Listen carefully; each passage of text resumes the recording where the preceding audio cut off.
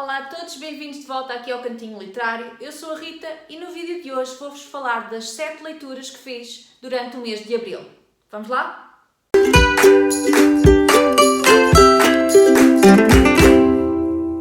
Ora, a primeira obra de que vou falar chama-se Mexican Gothic, da escritora mexicana Silvia Moreno Garcia, e foi a obra mais estranha que eu li durante o mês inteiro. Foi uma obra 3 estrelas e que me fez sair completamente da minha zona de conforto. Isto trata-se de um romance gótico de terror.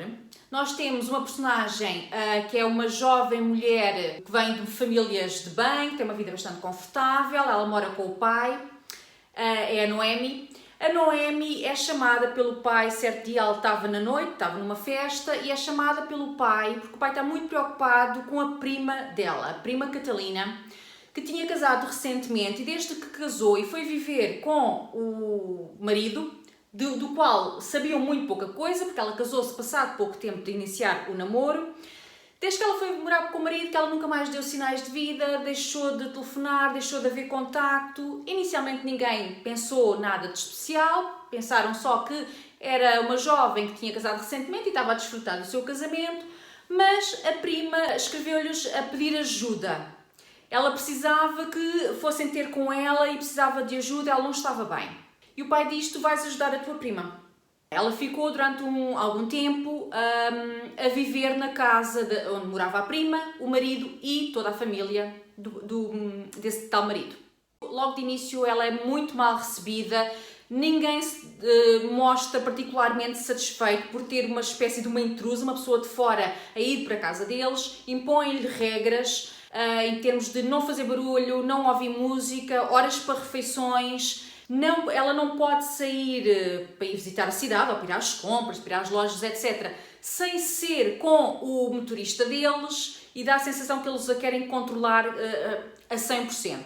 Ela também não pode ir ao quarto da prima ver como é que a prima está, ou conversar um bocadinho com ela para a distrair, sem autorização e sem ter o tempo controlado. Aquilo é uma casa toda ela muito estranha, com muitos mistérios, percebemos logo de início que há ali muito mistério. Ela vai fazendo o seu jogo, embora não concorde ali com aquelas restrições todas, acha todas as pessoas que lá estão bastante estranhas, dá a sensação que toda a gente está ali a esconder qualquer coisa, mas o foco dela é a prima, tentar ajudar a prima. A certa altura, Catalina, a prima, pede-lhe: olha, eu quero que tu vás ter com esta pessoa assim, com esta mulher, e pedes-lhe um medicamento que ela já me vendeu aqui há uns tempos e é isso que me vai ajudar. Está bem, então eu vou fazer isso. Lá se encontra, lá consegue ir sem supervisão ter com essa mulher que lhe dá um medicamento, ela traz o medicamento, a prima toma o medicamento e quase morre.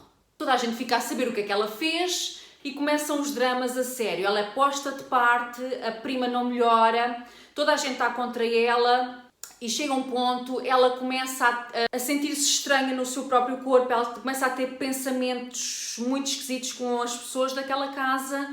Ela tem a sensação que leem os pensamentos dela, que entram nos sonhos dela, ela dá por si a ser sonâmbula, começa a ser tudo assim, a ter um ar bastante perigoso para a Noemi. Bem, passam-se aqui coisas muito estranhas, mas a certa altura nós lá percebemos porque é que a prima adoeceu, o porquê de cada uma daquelas pessoas se comportar de forma tão estranha, o que é que motivou a prima a pedir aquela medicação, porque é que se deu mal com aquela medicação, porque é que precisava dela em primeiro lugar, porque é que o único médico que é autorizado a entrar naquela casa realmente não consegue ajudar a Catalina.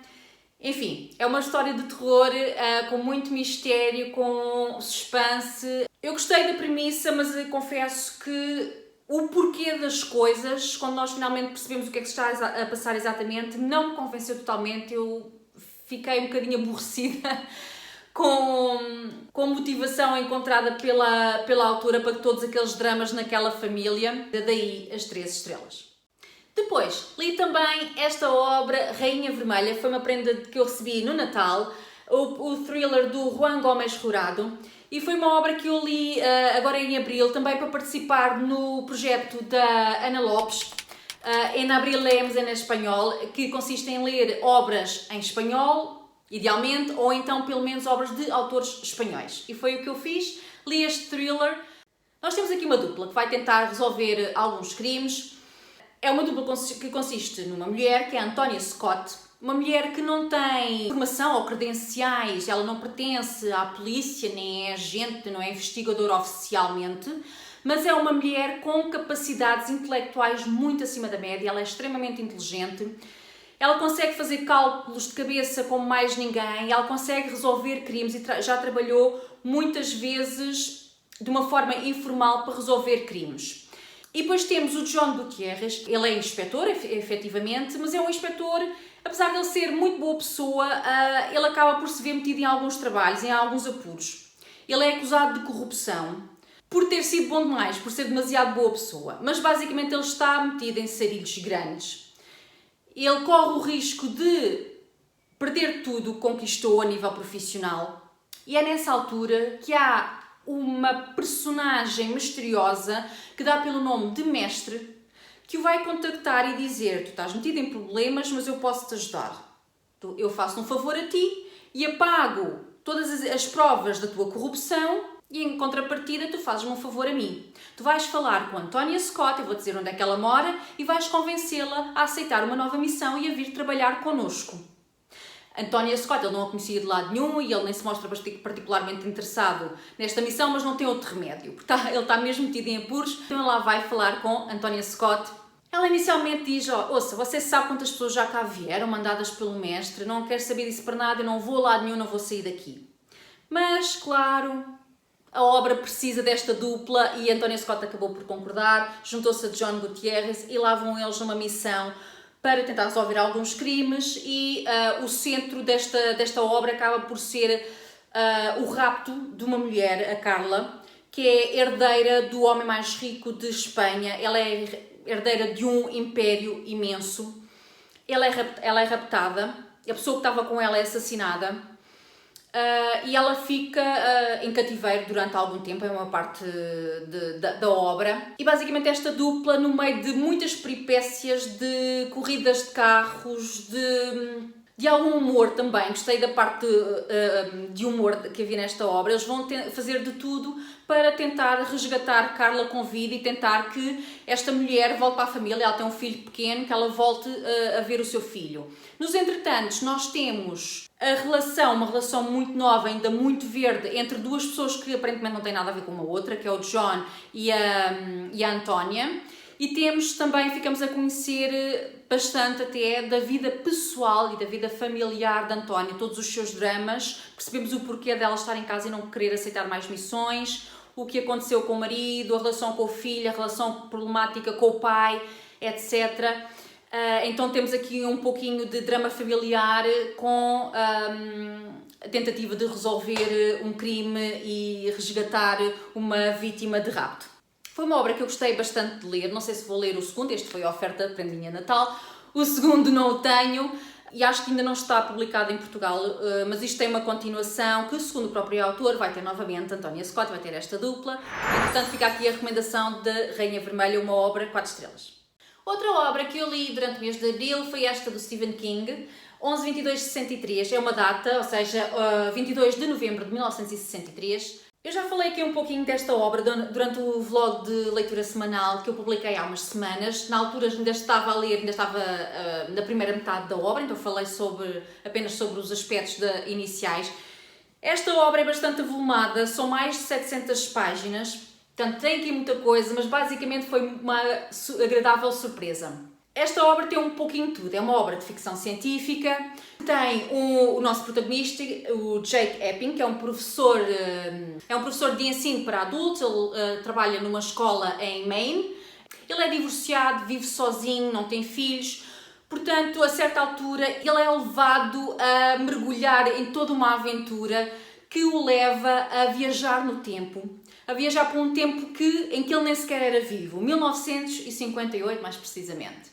Através da ajuda do El, que é um senhor que é proprietário de uma hamburgueria onde o Jake Epping costumava ir, ele acaba por lhe dizer: eu descobri uma forma de viajar no tempo e eu quero que tu regresses ao passado e vás cumprir uma missão muito importante que consiste em salvar JFK, o ex-presidente dos Estados Unidos, de morrer assassinado. Como toda a gente sabe, John F. Kennedy foi assassinado em Dallas a 22/11/1963. Algo contrariado na fase inicial, mas Jake Epping acaba por fazer esta viagem pela, o que ele chama de rabbit hole, a toca do coelho. Ele acaba por fazer essa viagem no tempo e passa a viver uma vida dupla, por assim dizer. No passado ele não se chama Jake, ele se chama-se George, tem uma vida completamente diferente, ele inventou uma vida completamente diferente para tentar não suscitar demasiada curiosidade e não parecer uma pessoa estranha. Ele inventa uma vida, uma personalidade e vai conhecer imensas pessoas para tentar alterar o decurso da história. Entretanto, entre essas pessoas ele acaba por conhecer a Sadie e eu aqui fiquei muito surpreendida porque não fazia ideia que Stephen King também escrevia histórias de amor e vai haver aqui toda uma relação amorosa, uma paixão assolapada de Jake / George por uma bibliotecária chamada Sadie. O amor a esta mulher vai fazer com que ele tome determinadas decisões e nós vamos tendo aqui o paralelo entre as dificuldades da sua relação com Sadie, também devido à vida que Sadie tem. As viagens entre o presente, 2011, e o passado, 1958, 59, 60 até 63. Vamos conhecendo todas as aventuras porque esta personagem vai passar, todos os conflitos, todos os dramas, os receios que ele tem de ser apanhado e vamos também conhecendo um pouquinho da história porque Stephen King fala-nos aqui muito de como era a vida nos anos 50 e nos anos 60. Não é uma história perfeita, houve aqui situações que não me convenceram particularmente, não me agradaram a 100%, mas é uma obra muito boa que eu recomendo a toda a gente. Para mim foi uma obra 5 estrelas, gostei imenso, também nunca lhe amasse destes, temos aqui um bocadinho de tudo. Temos muita ação, está sempre qualquer coisa a acontecer, temos suspense, temos aquela expectativa de saber como é que ele volta ao presente, depois regressa ao passado, o que é que acontece quando ele regressa. Temos uma dupla amorosa, temos imensos conflitos, imensos problemas, temos o fator histórico, para mim foi o que me levou a ler esta obra, a parte histórica mesmo, é uma obra muito interessante, que me levou, curiosamente, a ler uma outra obra, que vem aqui referenciada, que foi The Catcher in the Rye, de J.D. Salinger. Novamente, no vlog de leitura, eu faço a leitura dessa obra de J.D. Salinger porque vem aqui referenciada como obra que estava proibida nos anos 50 e nos anos 60 e eu fiquei com o pulga atrás da orelha e quis saber porque é que The Catcher in the Rye estava proibida nos anos 50 e 60, o que é que aconteceu, do que é que trata essa obra, para tentar perceber o porquê de ser uma obra que ninguém podia ler, que estava proibida nas escolas, estava proibida nas bibliotecas, etc, não é? Então eu li a obra e compreendi efetivamente. Hoje em dia é uma obra absolutamente inofensiva, mas do que é que trata? Nós temos um narrador que é um jovem, que é o Holden, acho que é Holden. O Holden é um jovem problemático, é um jovem que já foi expulso de várias escolas, ele não detesta cumprir com regras, ele não estuda, ele chumbou a imensas, quando começa a narrativa ele já chumbou a imensas disciplinas, quase todas as disciplinas que ele tinha na escola ele chumbou, ele foi expulso, ele está a fugir dos pais, porque já sabe se os pais o apanham à frente que ele está metido em uma série de trabalhos e ele é um miúdo que ao longo de toda a obra está constantemente a questionar o mundo dos adultos, a mentalidade e o comportamento dos adultos. Então eu acredito que fosse por esse motivo que nos anos 50 e 60 ninguém achava muita graça aos adolescentes ou às crianças, aos jovens adultos até, lerem este tipo de obras, então ficou banida. The Catcher in the Rye foi uma obra que eu gostei de ler, não é o meu tipo de obra, hoje em dia seria classificado como um jovem adulto, um YA, não é uma obra com que eu possa dizer identifiquei-me imenso com esta personagem, não de todo, mas gostei muito porque acho que é uma obra muito meiga no fundo. Aquele Holden era um miúdo irritante que sentia imensos problemas, mas era um miúdo que estava a passar pelos seus desafios, o irmão dele tinha morrido, ele sentia muito a dor da perda desse irmão, era um miúdo com muitos conflitos internos, mais do que tudo ele não era maldoso, ele tinha os seus conflitos internos, ele não compreendia aquilo que ele chamava de ser hipocrisia, ele achava que os adultos eram todos uns hipócritas, ele não queria crescer e ele não queria cumprir as regras do mundo dos adultos. Foi uma obra 4 estrelas para mim, que recomendo como um clássico da literatura norte-americana, uma obra de referência. Depois li ainda esta obra, História de Quem Vai e de Quem Fica, de Helena Ferrante. É o 3º volume da tetralogia de Helena Ferrante. Eu já aqui falei desta obra num vídeo de opinião. Se quiserem saber com um pouquinho mais de detalhes, vejam esse vídeo, vou deixar aqui nos cards. Mas basicamente é o 3º volume de 4 que nos continua a narrar a história da vida da Lenu, a narradora. e da Lila, supostamente a sua melhor amiga. Elas já são adultas, ambas já passaram por casamentos, têm filhos e elas acabam por se afastar neste terceiro volume. A Lenu vive uma vida não tão feliz quanto isso, apesar de anos de sacrifício para estudar, para ser alguém, para ser uma mulher de sucesso. Ela acaba por se ver num casamento que não a realiza de todo e que não a deixa feliz. Lila vive dramas imensos depois de ter deixado o marido. Ela luta imenso para sair da pobreza e parece que nada pode acontecer para a salvar dessa situação e da miséria absoluta em que ela vive. Mas parece que as coisas vão mudar para ambas. Para uma delas para melhor, para muito melhor. Para outra por culpa da própria, porque se mete em coisas que não se devia meter e mantém há anos a fio, desde a infância, uma paixão assolapada por um homem.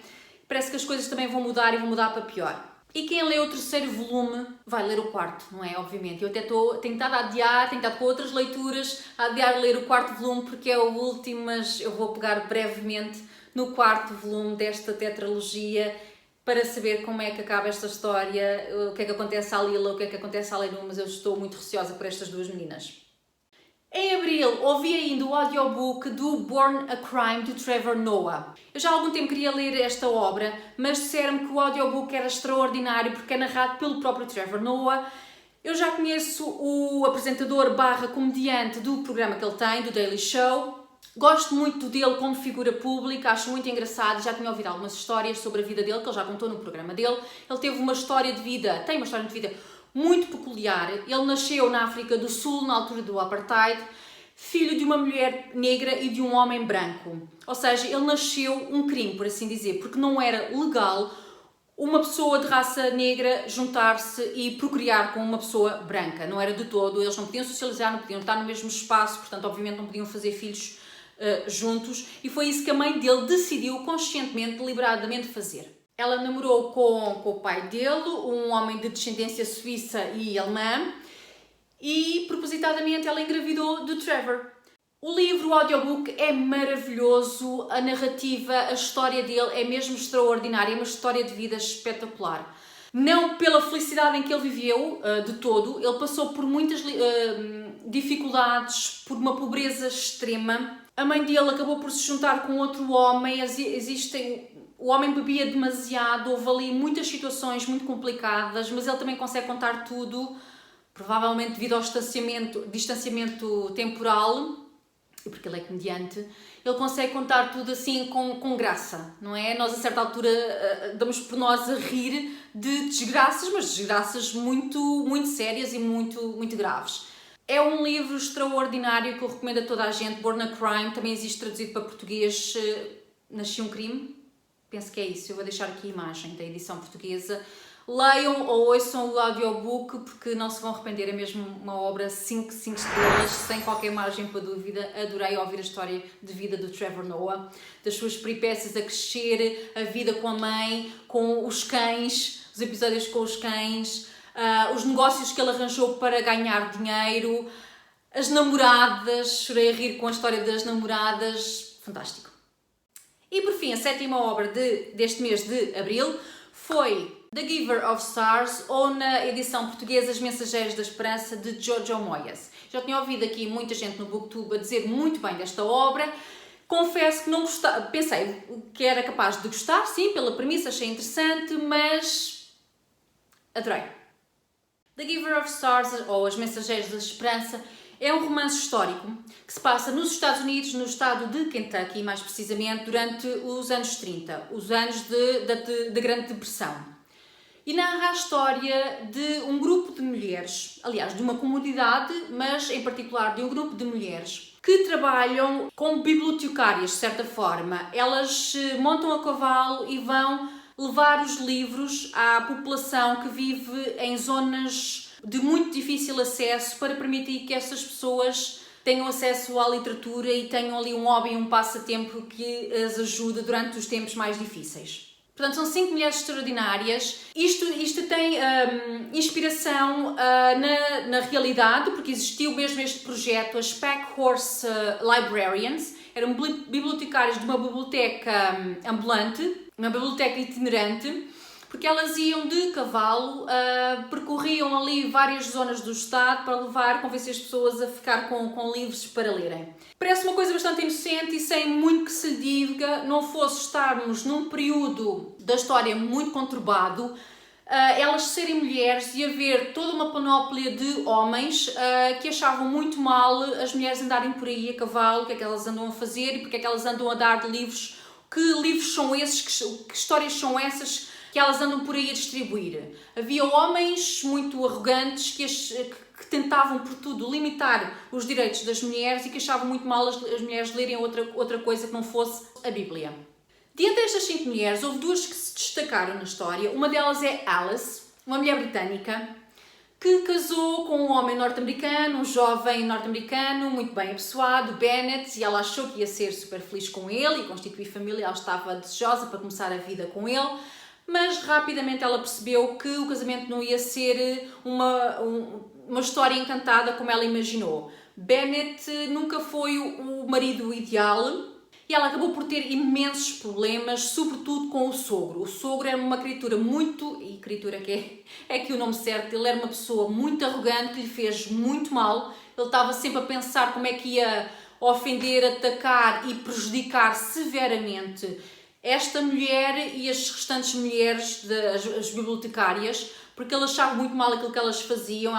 Para ele a mulher tinha que estar calada, submissa em casa com os e-mails, era quase isto. Ele tem um papel muito importante e muito negativo na vida destas mulheres e na vida da Alice. Depois temos também a Marjorie. A Marjorie era uma mulher solteira, independente, que fazia questão de não dar satisfações a ninguém, mas que era muito mal vista na sociedade, exatamente pela sua personalidade muito independente, muito autónoma, muito autossuficiente, que não estava para dar satisfações muito menos a homens, e que ainda por cima tinha a agravante de ter a subcarga de ser filha de quem era. Ela era filha de um homem que era um criminoso, um homem muito mal visto naquela zona, e apesar de ela não ter culpa do pai que tinha, ela acabava por sofrer bastante as represálias pelo seu apelido. Esta mulher também acaba por passar pelas tormentas e ser vítima de uma sociedade extremamente machista, onde é muito fácil o homem ter a última palavra e a mulher ter que se subjugar à vontade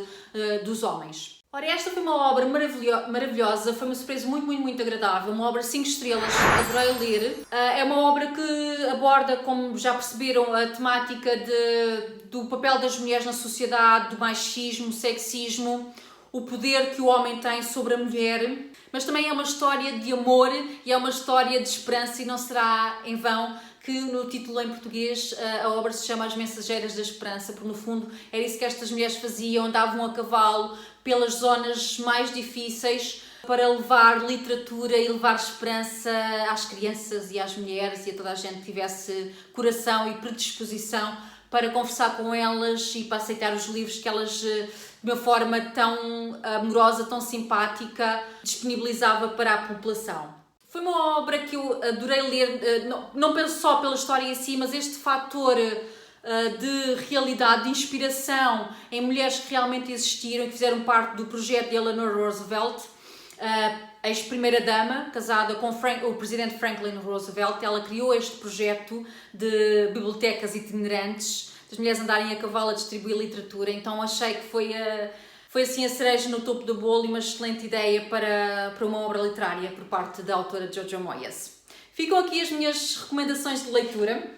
Foram obras todas elas bastante boas, entre as 3 e as 5 estrelas. Foi um mês bastante rico até em leituras boas, apesar de eu ter sentido muitas das vezes que não estava com muita vontade de ler, mas ouvir os audiobooks por um lado, ir intercalando com os livros físicos, introduzir a certa altura uma leitura assim meio surpresa porque veio referida na obra do Stephen King. Acho que isso enriqueceu bastante o meu mês de abril e vamos ver como é que agora corre o mês de maio. Digam-me nos comentários se gostavam de ler alguma destas obras ou se já leram e qual a vossa opinião. Se gostaram deste vídeo, deixem o vosso like, subscrevam o canal se forem novos por estas bandas, ativem o sininho porque assim vão receber as notificações de vídeos novos. E eu volto num próximo vídeo, em breve, espero. Beijinhos, boas leituras, fiquem bem.